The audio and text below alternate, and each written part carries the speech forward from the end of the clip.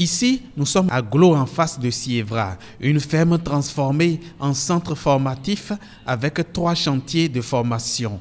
Primo, le maraîchage moderne avec apprentissage de la conduite de motoculteurs et gestion efficace de l'eau dans les jardins familiaux. Cette année, on a aussi préféré montrer aussi comment est-ce qu'on peut faire l'installation des systèmes d'irrigation avec des tuyaux d'alimentation. C'est des outils ordinaires que nous utilisons. Si on apprenait à utiliser les motoculteurs, ça va beaucoup plus augmenter nos terrains cultivables et obtenir de bons rendements. Secondo, la conduite de toute machine agricole pour les champs plus larges. Les formateurs en conduite qui retransmettent aux nouveaux stagiaires, qui animent 4 ateliers différents, le travail de la sous-soleuse. À côté, il y a le gyrobroyeur qui défriche. L'autre atelier est plutôt manœuvre avec un tracteur remorque. Et le 4e atelier aujourd'hui, c'est l'attelage et dételage d'un outil. Tertio, la mécanique pour toute machine agricole. C'est une maquette de tracteur chère à nous, les formateurs Bernard et puis moi, qui avons connu cette maquette en France en 1964-65. Nous étions apprentis à l'époque, on avait 14-15 ans et on travaillait déjà là-dessus. Et on l'a retrouvée l'année passée. C'est avec un plaisir qu'on l'amène pour que les Béninois puissent avoir la même formation qu'on a eue. En électricité, on a reproduit les circuits d'un véhicule et les stagiaires composent à partir du plan électrique le circuit qui devra fonctionner après. 8000 heures de formation par an depuis 2009. L'heure est à la libération des formés. Nous sommes heureux de passer la main à Noël Yabi et à Constant Guenapon qui vont prendre la direction des prochains stages. Nous profitons de cette occasion pour leur présenter toutes nos condoléances par rapport aux 2 défunts de l'association l'année passée en 2012. Désormais, à Glo, il y a des mécaniciens formés pour réparer les pannes de tout acabit sur les tracteurs de tout gabarit.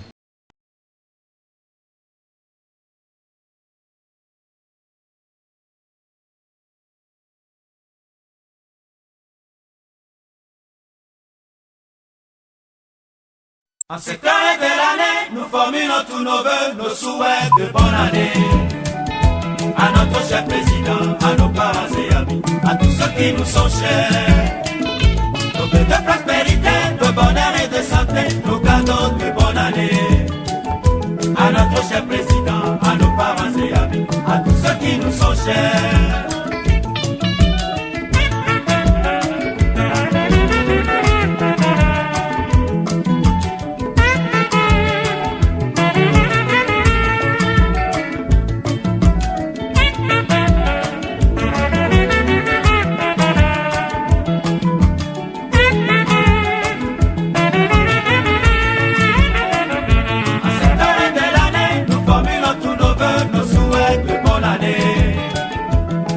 Cher président, à nos parents et amis, à tous ceux qui nous sont chers. Nos vœux de prospérité, de bonheur et de santé, nos cadeaux de bonne année. À notre cher président, à nos parents et amis, à tous ceux qui nous sont chers. La messe mi bien à messiame, vive kuda mega bonne bonne année. Agbe di donne zone di babaku do novi wowo bonne année. La messe mi bien à messiame, vive kuda mega bonne année. Agbe di donne zone di babaku do novi wowo bonne année.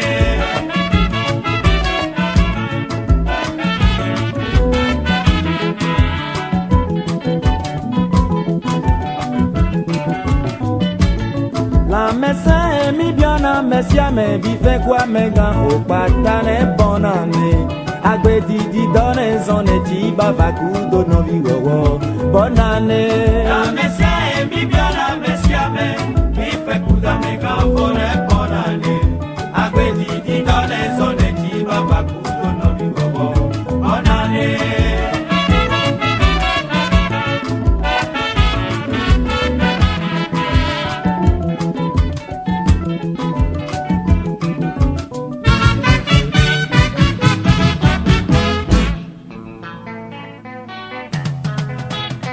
Bonne année, bonne année, bonne année.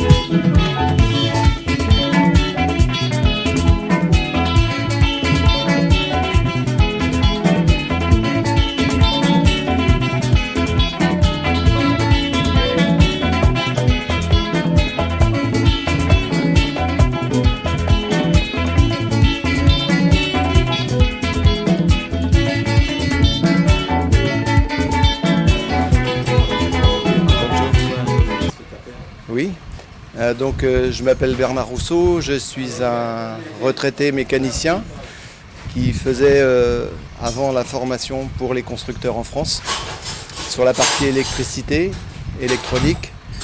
Et je suis ici pour faire la formation mécanicien et électricité aussi. Et en quoi consiste cette formation?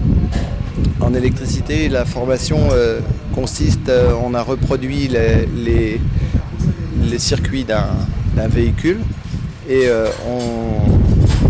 on commence par étudier les plans électriques et on réalise, les stagiaires composent, à partir du plan électrique, composent le circuit qui devra fonctionner après.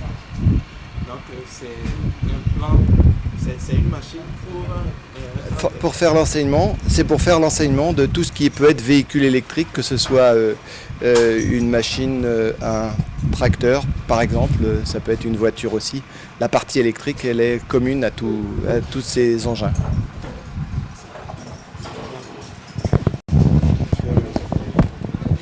Bernard Rousseau.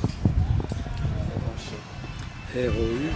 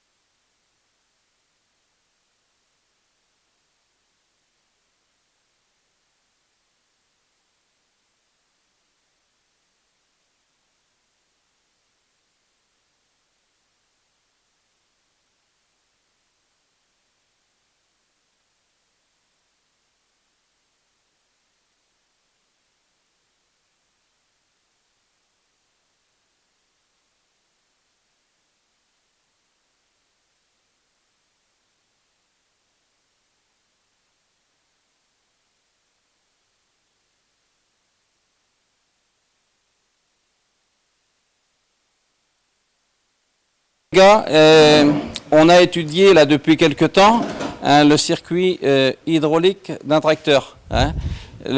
En schéma, voici ce qu'on retrouve sur tous les schémas. On va retrouver, qu'est-ce qu'on retrouve? Un réservoir, un filtre, une pompe. Là, donc c'est une pompe à engrenage. Un clapet de sécurité qui sert à quoi? Joachim? Pour protéger le circuit, voilà. Avec un tuyau de retour qui retourne au réservoir au cas où. Un distributeur et un vérin. Donc ça, c'est la généralité de tous les engins, tous les tracteurs qui sont composés comme ça. Sur le schéma, c'est comme ça. Maintenant, la disposition sur chaque tracteur peut être différente. Alors ça tombe bien puisqu'on a un tracteur... le tracteur Renault qui est en couple là derrière, on va essayer, vous allez essayer de me retrouver tous les éléments qu'on vient de voir sur le schéma. D'accord. Essayez de causer un peu en même temps.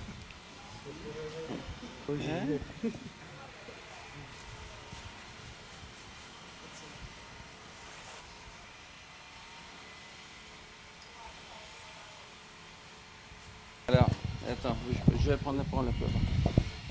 Donc, on est devant une maquette de tracteur. C'est une maquette de tracteur que le groupe Arcade a amené cette année pour la formation. Parce que, en fait, c'est un peu cher à nous, les formateurs, Bernard et puis moi, qui avons connu cette maquette en France en 1964-65.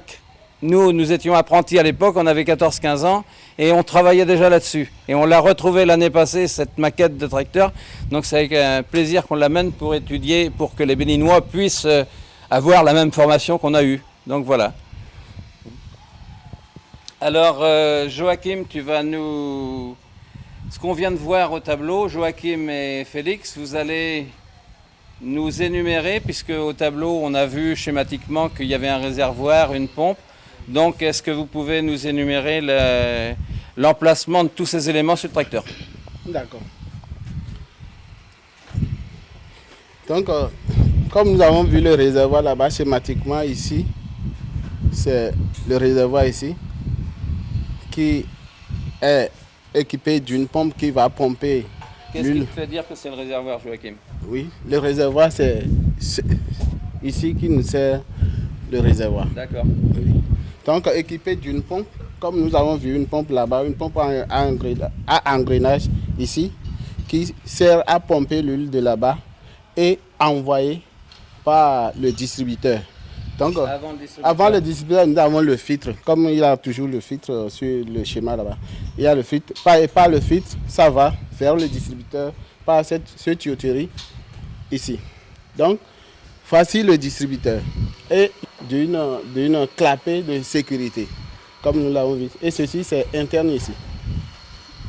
Donc, ce qui envoie maintenant l'huile vers le vérin qui est à l'intérieur ici. Donc, voilà le vérin. Ici, l'huile poussée vers le vérin. Et c'est le mouvement du vérin maintenant qui pousse ceci pour soulever les bras, pour prendre les poids, les charges, les outils. Bon, voilà. Félix, est-ce que peux-tu nous dire à quoi sert le filtre? Le filtre sert à filtrer l'huile qui est quittée dans le réservoir pour pouvoir arrêter les déchets. Si par exemple il y a les déchets dans le filtre, avant d'envoyer dans le distributeur pour faire fonctionner le relevage du derrière. Oui, parce que le distributeur, ce sont des éléments ajustés. Très ajustés. Il ne faut pas d'impureté. C'est ça. Hein, d'accord, c'est très bien.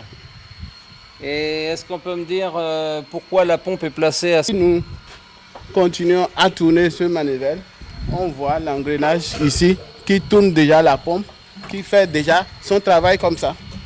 Donc voilà pourquoi c'est placé. Mais il n'est pas dit que c'est sur les mêmes endroits qu'on peut trouver la pompe sur les autres adresses. Ça dépend de chaque constructeur. Donc voilà. Très bien, merci. Et commentaires de Joachim et Félix. Hein? Vous êtes d'accord? Bon, bah c'est parfait. Très bien, merci.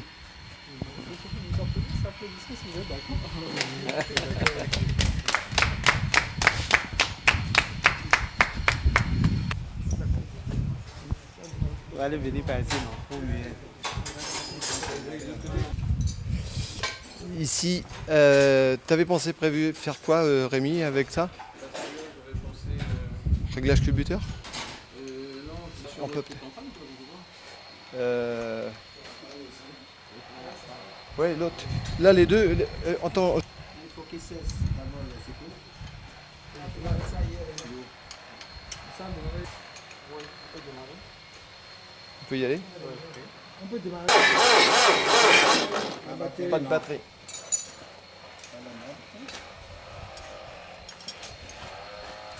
Démonter l'autre en même temps.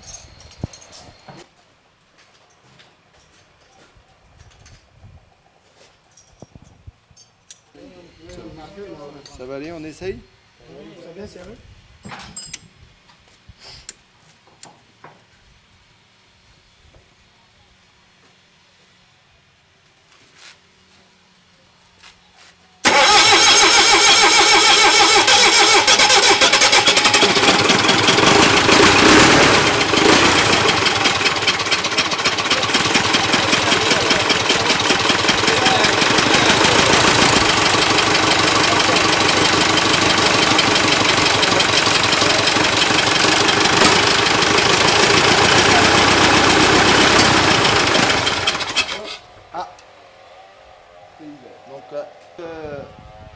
La panne qu'on avait, sur laquelle vous avez tombé, ceux qui ont fait le dépannage dessus, il y a en route cette fois-ci. Tu l'avais enregistré, non? Tu l'avais filmé quand il démarrait, non? Quand il tournait? Ah ouais, c'est bien.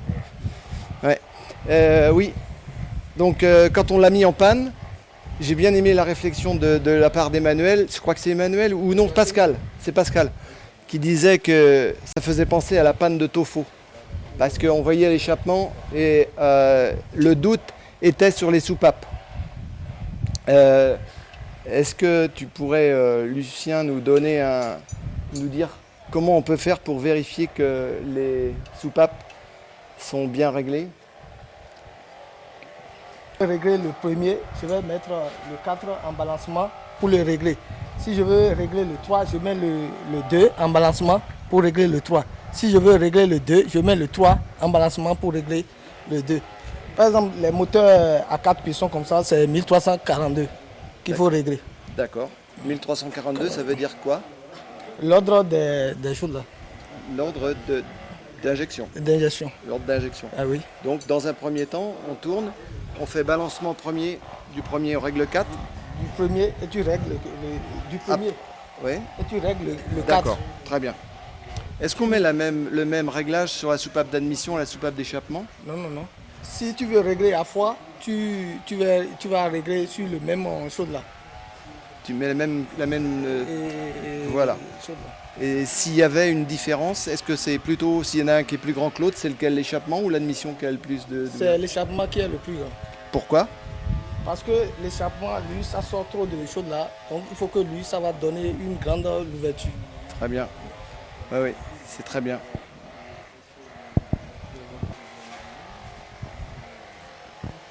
À l'origine, quand on est venu dans les premiers temps, on travaillait sur du matériel béninois. On travaillait sur du matériel béninois, donc on avait des tracteurs sur lesquels on travaillait. Mais l'inconvénient, c'est que les tracteurs étaient immobilisés. On a dit ce serait bien qu'on ait des moteurs sur lesquels on puisse faire du travail et qui n'empêchent pas les chauffeurs, les conducteurs de travailler. Donc on a ramené ces moteurs sur lesquels on peut faire des pannes, faire des réglages, expliquer des choses qu'on ne se permettrait pas de faire sur un moteur qui doit tourner après. Donc c'est des moteurs qu'on a trouvés chez l'un de nous et qu'on a ramenés ici, qu'on a installés sur des châssis de façon à ce qu'ils puissent tourner et sur lesquels on peut faire des réglages et du dépannage. Alors quel est le but des Amérindiens qui sont ici? Quand vous allez les former, ils deviendront quoi pour la suite des choses? Alors les formés sont ici dans l'objectif d'acquérir des connaissances mécaniques et d'assister les chauffeurs mécaniciens, leur donner les connaissances qui leur permettront d'appréhender les différentes pannes et surtout de prévoir les pannes. Globalement, on observe que les mécaniciens que les gens qui ne sont pas formés attendent que la panne arrive, sans attendre d'avoir les signes précurseurs qui permettraient d'éviter la panne. Donc on essaie de leur donner l'idée qu'une panne, ça se détecte le plus tôt possible, de façon à éviter que ça fasse des frais élevés. Et donc la maintenance, et insister sur la maintenance. C'est des gens qui ont une connaissance mécanique approfondie par rapport à un mécanicien, de façon à être capable de pouvoir prévoir les difficultés qu'ils peuvent avoir. N'importe quel mécanicien peut le faire, il faut faire l'annonce. Pardon? Est-ce que c'est un dieseliste? Est-ce que c'est un mécanicien? Non, il y a des gens qui sont ici, qui arrivaient, certains avaient une expérience, d'autres n'avaient pas d'expérience du tout et on a fait un mélange de ces gens qui échangeaient leur expérience entre eux. Et puis, mais a priori, on n'a pas demandé à ce qu'il y ait un niveau de connaissance en mécanique au départ. Il se trouve qu'effectivement, il y a parmi eux des gens qui ont plus d'expérience que d'autres, mais il y a une bonne communication entre les stagiaires pour qu'ils échangent leur expérience et leur savoir-faire.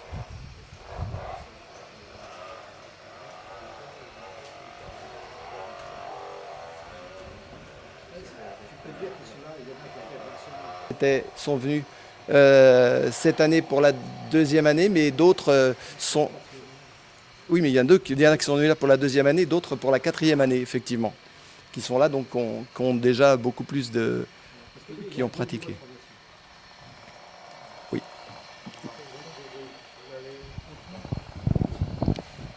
Oui, il y a deux niveaux de formation ici. Donc les premiers sont là depuis 2010. Hein, ils font donc 5 semaines tous les ans avec les mécaniciens. Donc il y en a qui ont fait déjà 20 semaines de formation ici. Donc c'est des gens qui doivent être capables maintenant de dépanner les tracteurs et surtout de prévoir les pannes, comme disait Bernard, quoi. Et il y a un deuxième niveau, enfin, c'est ceux qui ont commencé l'année dernière, hein, parce qu'on estime qu'il faut quand même 4 ans, hein, 4 fois 5 semaines pour arriver à un niveau correct, quoi. Donc la première promotion sortira demain. Et ce sont des gens qui sont formés, qui peuvent valablement travailler sur toute l'étendue du territoire national. Oui. Est-ce que c'est prévu pour que certains puissent... est-ce qu'il y a un rapport avec l'étatique, avec le public? Alors, on a des bonnes relations avec le PPMA. Il y a des gens du PPMA d'ailleurs dans la formation. Hein. Et nous, on forme tous les gens parce qu'il y a besoin de mécaniciens pour aider les agriculteurs à dépanner leurs tracteurs. Parce que quand nous sommes arrivés en 2007, on nous a demandé de regarder l'état des tracteurs. 80% des tracteurs étaient en panne. Quand je dis 80%, je ne suis pas méchant. Le directeur du cabinet du ministre qui est venu l'année dernière nous a dit que c'était 90%.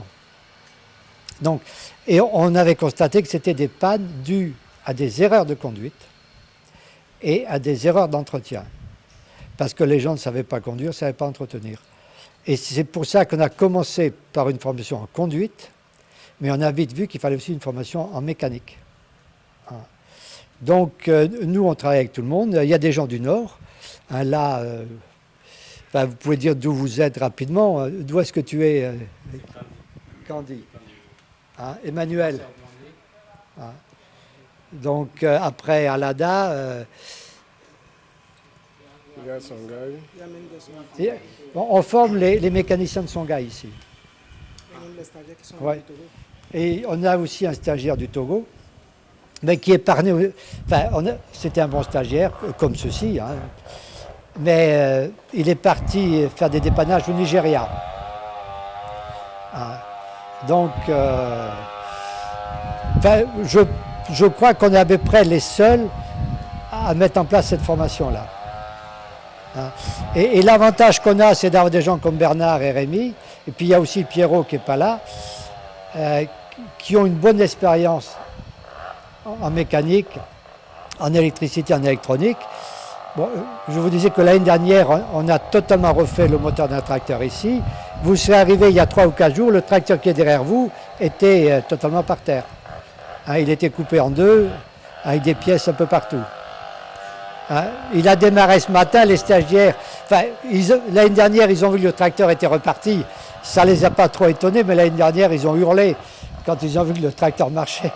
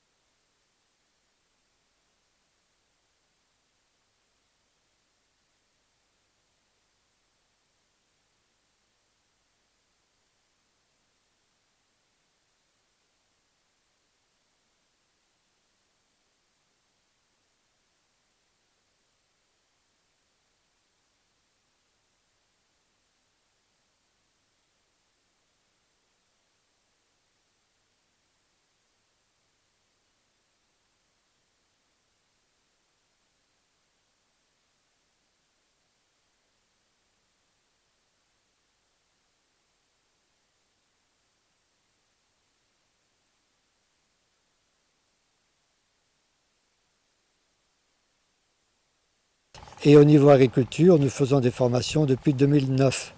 Et dès le départ, nous avons voulu former des Béninois pour qu'ils deviennent autonomes et qu'ils puissent eux-mêmes faire les formations.